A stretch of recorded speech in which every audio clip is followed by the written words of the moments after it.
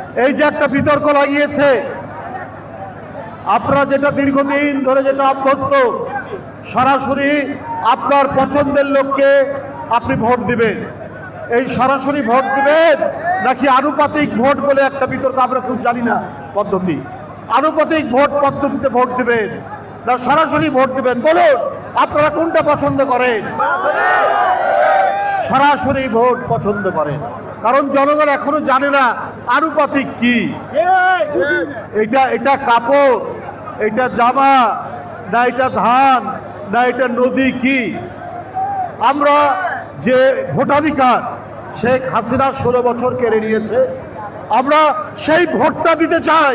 এটা অবাধ সুষ্ঠু নির্বাচনে আমাদের ভোট 16 বছর কেড়ে নেওয়া হয়েছিল। ভোটাররা ভোট কেন্দ্রে যেতে পারেনি, ভোটাররা তার পছন্দ মতো ব্যক্তিকে ভোট কেন্দ্রে যেতে দেয়নি। এই যে আমাদের আশফাক, ও এই এলাকার নমিনেশন পেয়েছিল, কিন্তু ভোট হওয়ার আগেই তাকে গ্রেপ্তার করার ষড়যন্ত্র শুরু করল, তার মনোনয়নপত্র বাতিলের চেষ্টা করলো তারা। এইভাবে তছনছ করে দিয়েছে নির্বাচন, গণতন্ত্র, মানুষের কথা বলার অধিকার।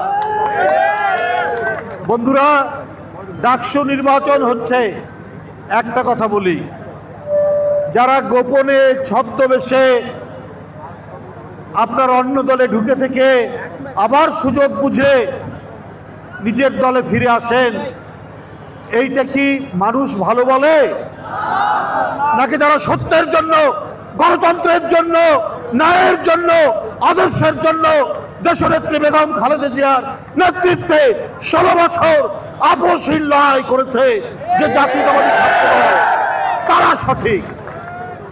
আপনাদের এখানে যারা ঢাকা বিশ্ববিদ্যালয়ের ছাত্র আছে, ছাত্রী আছে, তাদেরকে বলবেন যারা শেখ হাসিনার পাতানো ফাঁদে পা দেয়নি, তাদের মনোনীত জাতীয়তাবাদী ছাত্র দলের যে প্যানেল, সেই প্যানেলে আপনার সন্তানদেরকে ভোট দিতে বলবে। কারণ এরা আপোষ করতে জানে না, এরা স্বৈরাচারের বিরুদ্ধে, ফ্যাসিবাদের বিরুদ্ধে, ভারতীয় আধিপত্যবাদের বিরুদ্ধে এরা লড়াই সংগ্রামের আপোষহীনতার প্রতীক। এদেরকে আমাদেরকে ভোট দিতে হবে।